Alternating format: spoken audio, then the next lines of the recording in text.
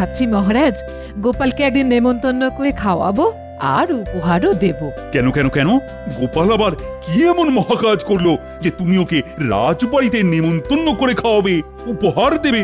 গোপালের মতো বুদ্ধিমান মানুষ শুধু কৃষ্ণনগরে কেন, ভূভারতে আছে বলে আমার জানা নেই। খুব তো গোপাল গোপাল করছো, কিন্তু আমার মনে হয় গোপালের বুদ্ধি থাকলেও খুব একটা বেশি নয়। তাহলে প্রমাণ করে দেখান। ঠিক আছে, ঠিক আছে, আমি প্রমাণ করে দেখাবো যে গোপালকে তুমি যতটা বুদ্ধিমান বলছো, গোপাল আসলে ততটা বুদ্ধিমান নয়। ওই বুদ্ধির পরীক্ষায় ওকে আমি হারাবোই হারাবো। চেষ্টা করে দেখতেই পারেন, তবে আবারও বলছি মহারাজ, বুদ্ধির পরীক্ষায় গোপালকে আপনি কোনো মতেই হারাতে পারবেন না।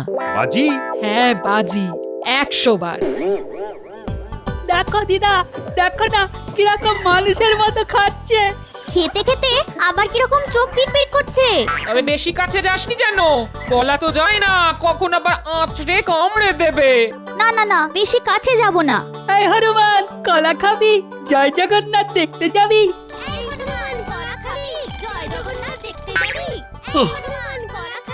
একটু আয়েশ করে ঘুমোচ্ছিলাম, তারা চেঁচামেচি করে দিল ঘুমটা ভাঙিয়ে।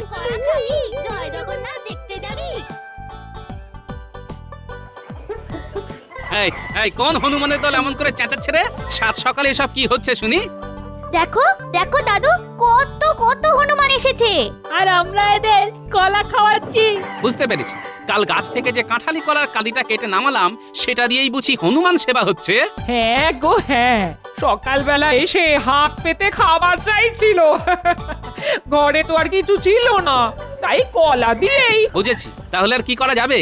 নিজের সেবার জন্য কেটে আনা কলার কাঁদি এখন হনুমানের সেবাতেই লাগুক। দে রে পুটি, আমাকেও গোটা চারটে কলা দে, আমিও হনুমানদের সেবা করব। এ কি দাদু, হনুমানদের দেবে বলে নিজেই মুখে পুড়ে নিলে? আগে নিজের সেবা, পরে হনুমান। এই হনুমান, কলা খাবি? জয় জগন্নাথ দেখতে যাবি? কি কি বললি? আমি হনুমান? শুধু হনুমান নয়, একেবারে গোদা হনুমান।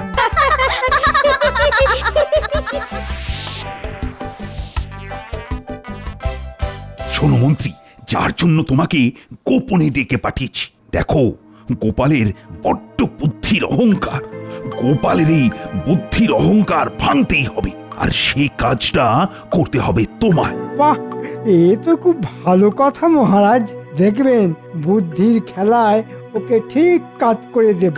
আসলে তোমাদের এই রানীমার সঙ্গে আমার বাজি হয়েছে। তোমাদের রানীমার মতে গোপালের মতো বুদ্ধিমান শুধু এই কৃষ্ণনগরী কেন, ভূভারতে আর দুটি নেই। আপনি নিশ্চিন্ত থাকুন মহারাজ, এমন মাথা খেলিয়ে বুদ্ধি বের করব না যাতে গোপালও জব্দ হবে আর রানীমার কাছেও আপনার মুখ পুড়বে না। বাহ বাহ, এই না হলে আমার মন্ত্রী। তাহলে কাজে লেগে পড়ো।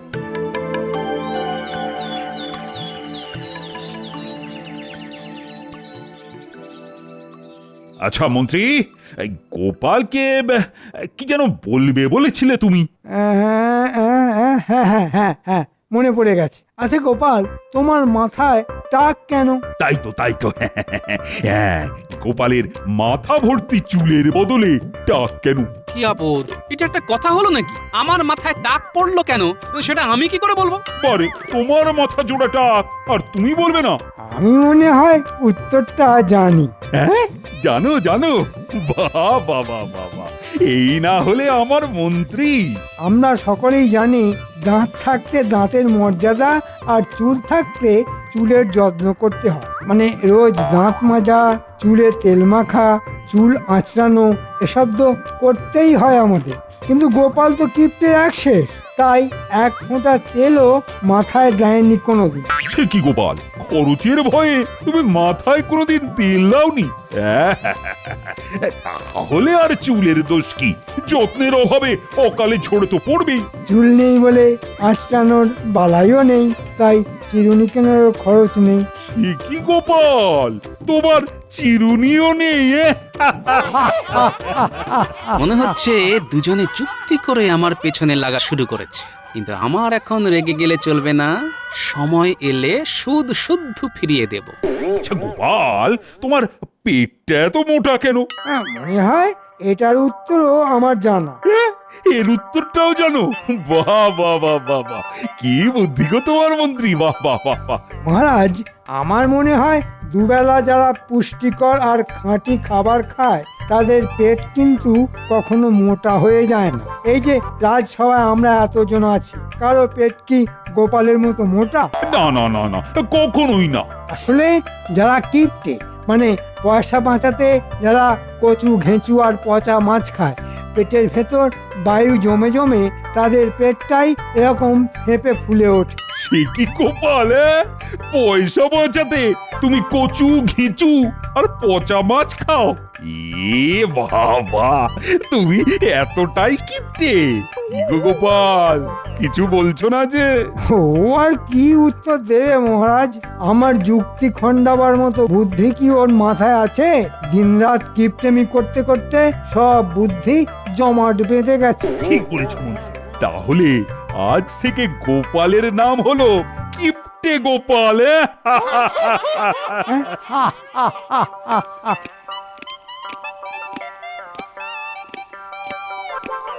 মহারাজ, মহারাজ, এক দল হনুমান এসে আপনার ওই ফলের বাগান একেবারে তছনছ করে দিচ্ছে। সে কি? চলো তো, চলো তো দেখি।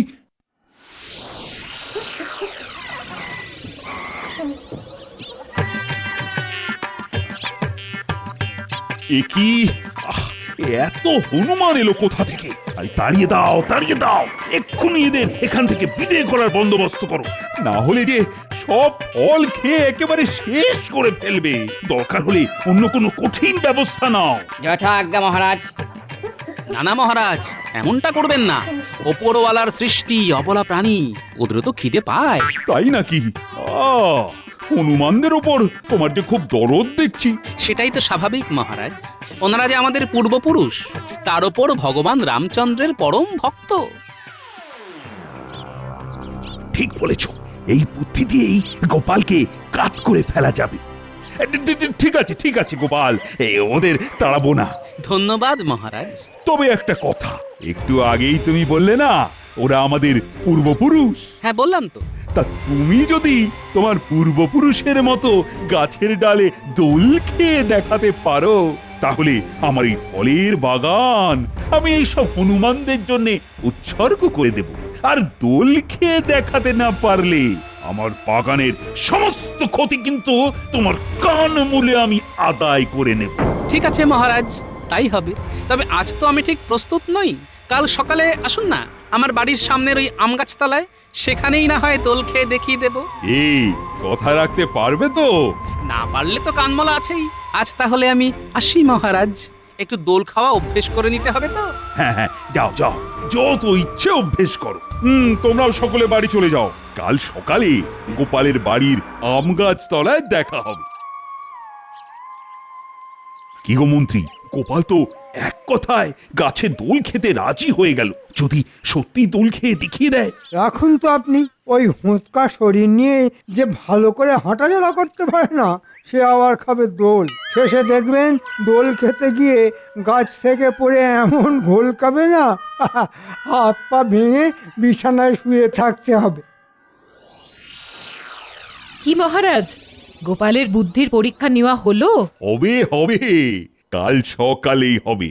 আর পরীক্ষা দিতে গিয়ে তোমার আদরের গোপাল গাছ থেকে পড়ে হাত পা ভেঙে একেবারে বিছানায় শুয়ে থাকবে। উমা, এ কি অলক্ষণে কথা! বুদ্ধির পরীক্ষা দিতে গিয়ে হাত পা ভেঙে পড়ে থাকবে কেন? বারে, হাত পা ভেঙে পড়ে থাকবে না? গোপাল সকলের সামনে বলেছে কাল গাছ থেকে দোল খেয়ে আমাদের সকলকে দেখিয়ে দেবে। তা ওই ভারী শরীর দিয়ে গাছ থেকে দোল খাওয়া তো দূরের কথা, গাছে উঠতেই তো পারবে না। আর বেশি কায়দা করতে গেলে গাছ থেকে পড়ে হাত পা তো ভাঙবেই। কই আনন্দেই থাকুন। আমি আবার বলছি, গোপালকে জব্দ করা অত সহজ নয়। ঠিক আছে, বুঝে নেব ওকে আমি। আমি তো সেটাই দেখতে চাই মহারাজ। প্রায় মেরে এনেছি।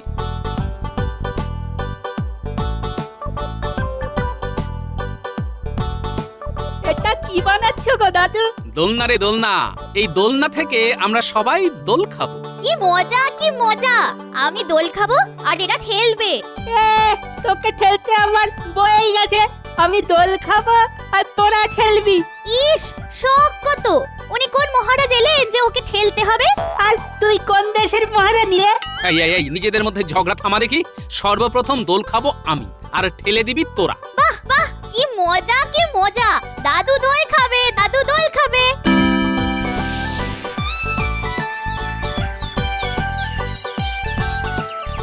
আজ দেখবো গোপালের কেরামতি, কি করে গাছে উঠে দোল খেতে পারে। আমি আবার বলছি মহারাজ, গোপালের দ্বারা এই কর্ম হবে না, কারণ গোপালের পুরুং পারুং সব মুখে, তাই গোপাল আজ হারবেই। কি জানি বাবা, গোপাল কি করে হারবে? সে তো সবই পারে, তাই এটাও মনে হয় পারবে। তুমি চুপ করতে সবাই কই, সব সময় গোপালের হয়ে কীর্তন গেও না তো। সুপ্রভাত মহারাজ, আসুন আসুন। হ্যাঁ? গোপাল, তুমি? আমি কিন্তু কথা রেখেছি মহারাজ। আমার পূর্বপুরুষদের মতো মহানন্দে গাছ থেকে দোল খাচ্ছি। শুধু পূর্বপুরুষদের থেকে আমার বুদ্ধি একটু বেশি বলে ওদের মতো গাছের ডালে না উঠে গাছের ডালে দোলনা লাগিয়ে দোল খাচ্ছি। মহারাজ ইচ্ছে করলে আপনিও আমার সঙ্গে দোল খেতে পারেন। যা চলে, গোপাল তো বুদ্ধির জোরে ঠিক আমাকে জব্দ করে দিল। কি মন্ত্রী, এ তো এককাল মাছি হয়ে গেল। বলি, এবার কি হবে? কি হলো মহারাজ? আরে বাবা, মন্ত্রী মশাইয়ের সাথে গুজুর গুজুর না করে দোলনায় দোল খান, খেলে শরীর মন সব হালকা হয়ে যাবে। না না, মানে আমি দোল খেতে পারবো না। কেন মহারাজ? বুদ্ধির খেলায় আমাকে খোল খাওয়াতে পারলেন না বলে মন খারাপ হয়ে গেল? হ্যাঁ, তুমি চুপ করো তো গোপাল। ঠিক আছে ঠিক আছে, তাহলে আর একটা মাত্র কথা বলেই চুপ করে যাব।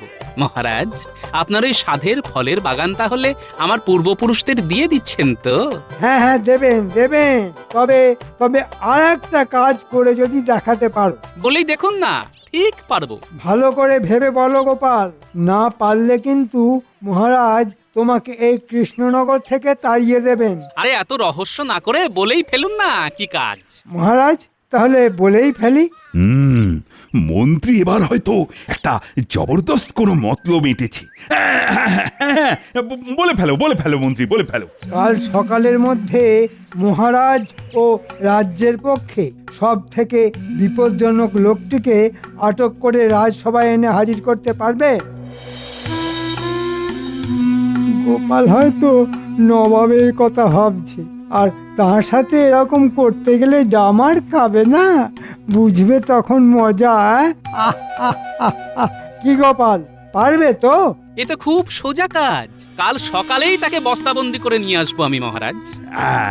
তাহলেই তোমার পূর্বপুরুষ আমার ফলের বাগান পাবে।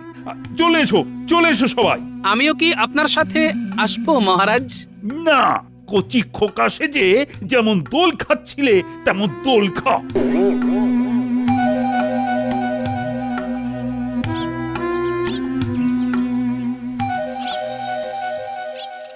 বুদ্ধির পরীক্ষায় হারাতে না পেরে মহারাজের মাথাটা বড্ড গরম হয়ে গেছে দেখছি।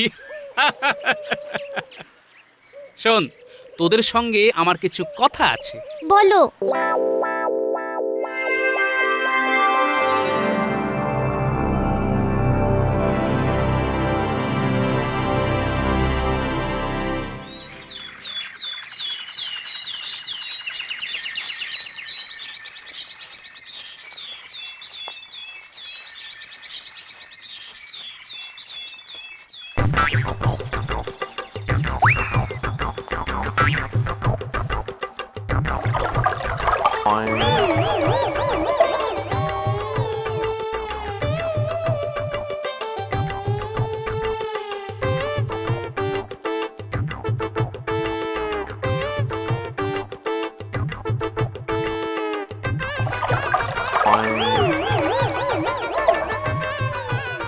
আজ সকাল হতে না হতেই পেটে চাপ পড়েছে।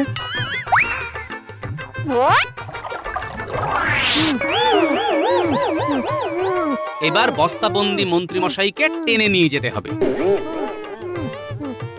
এই ও মারু, এই অর্থরা হেইও এই ও মারো এই ও।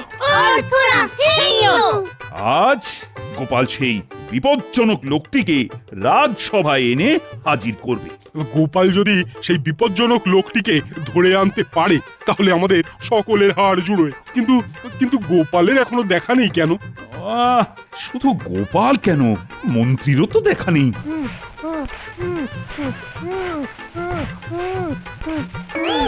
এই নিন মহারাজ, আপনার আর আমাদের রাজ্যের পক্ষে সব থেকে বিপজ্জনক লোকটিকে বস্তাবন্দি করে নিয়ে এসেছি। রক্ষী, আদেশ করুন মহারাজ। বস্তার মুখ খুলে ভেতরের লোকটাকে বাইরে বের করো।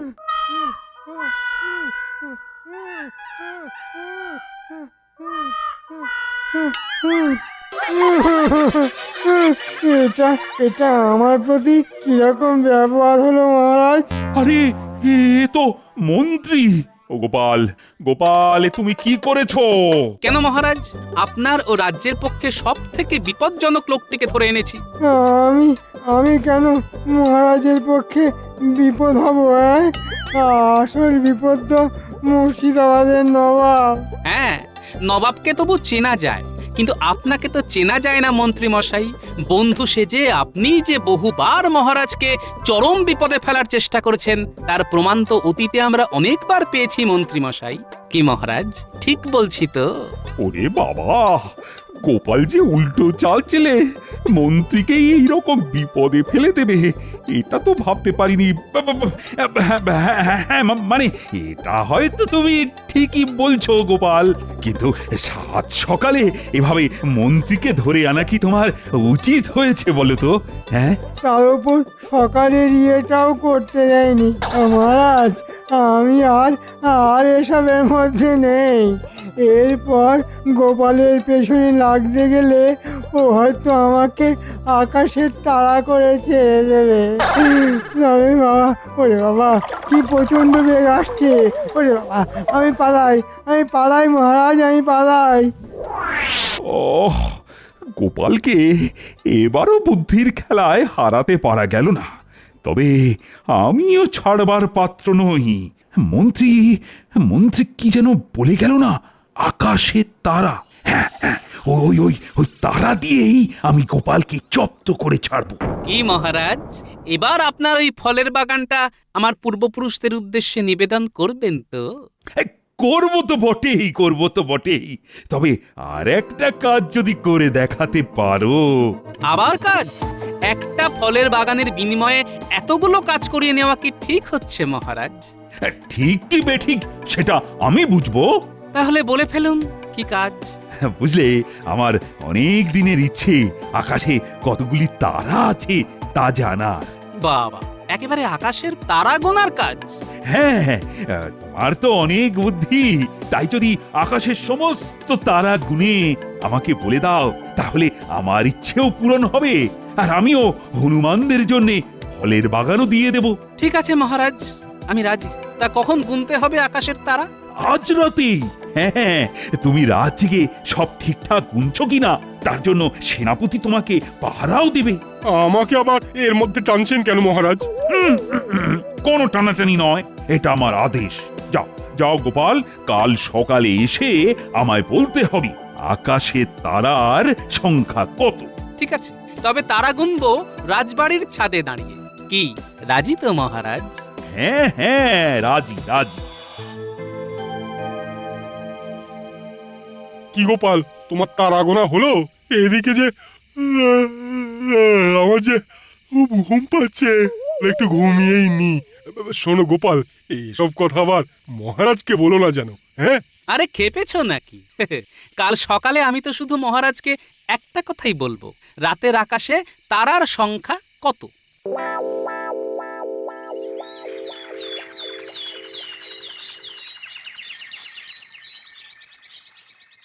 এবার গোপালকে যে ফাঁদে ফেলেছি না, দেখবে ও ঠিক হারবে, আর তার সাথে তুমিও বাজিতে হারবে। হ্যাঁ, দেখাই যাক কে হারে আর কে জেতে।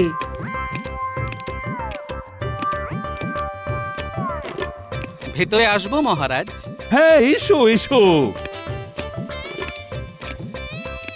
তা রাত জেগে আকাশের সব তারা গুনেছ তো? হ্যাঁ মহারাজ, সব তারা গুনে ফেলেছি। বাহ বাহ বাহ, খুব ভালো। এবার তাহলে চটপট বলে ফেলো দেখি, আকাশে তারার সংখ্যা কত? আগে মহারাজ 13,33,313। আপনাকে এই হিসেবটা একটু যাচাই করে নিতে হবে মহারাজ। হিসেবে গোলমাল হলে যা শাস্তি দেবেন মাথা পেতে নেব মহারাজ। তা যাচাইটা করব কি করে? এই তো মহারাজ, সবকিছু আমি সঙ্গে করেই এনেছি। আরে এসব দিয়ে আমি কি করব? কেন মহারাজ, কাঁচি দিয়ে মাথার সব চুল কেটে এই কাগজে রেখে তারপর একটা একটা করে গুনতে বসবেন, দেখবেন ঠিক মিলে যাবে।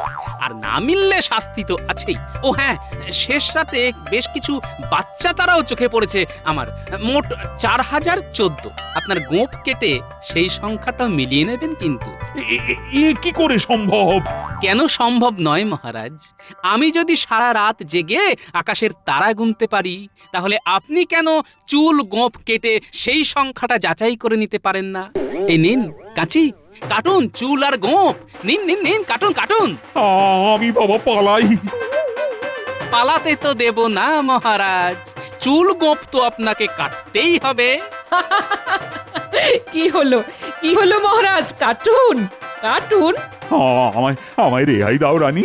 আমি স্বীকার করছি, গোপালের মতো বুদ্ধিমান লোক শুধু এই কৃষ্ণনগরে কেন, ও ভারতে আছে বলেও আমার জানা নেই। কিন্তু এই বুদ্ধিমান লোকটা যে বড়ই সঙ্গতিহীন মহারাজ। মানে বেতন যে বড় কম।